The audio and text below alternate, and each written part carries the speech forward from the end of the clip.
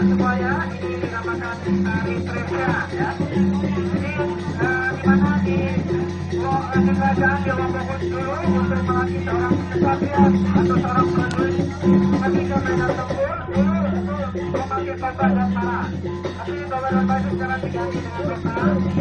Ini terbuat dari rotan ya, tepiknya dari rotan. Terbuat dari kulit sapi untuk perisainya, untuk tamengnya. Ya. Ini aturan ini tidak boleh memukul yang boleh disebut dari kita sampai kepala. Jadi aturan ini dinamakan pertembar. Pertembar ini semacam provokator atau suatu juri yang memimpin jalannya pertandingan ini.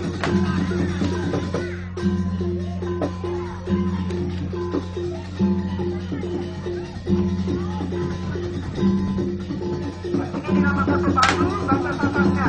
Pepadu itu semacam petarung ya.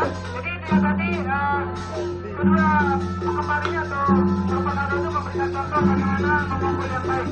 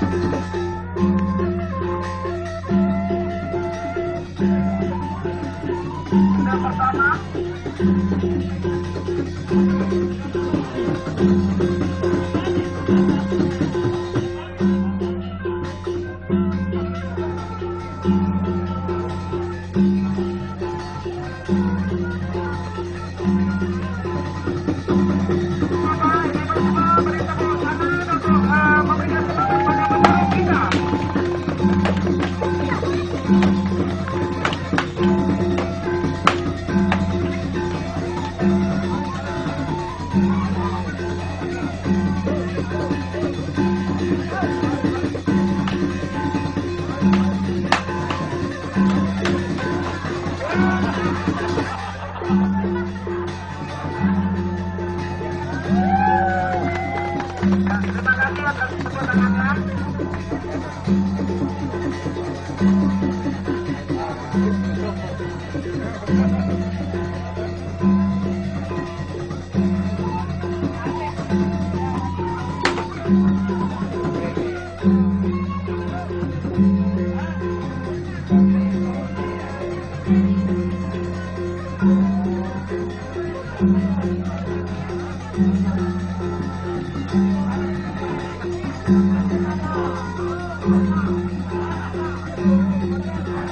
Mari semangat pada petarung kita. Mari tepuk tangan.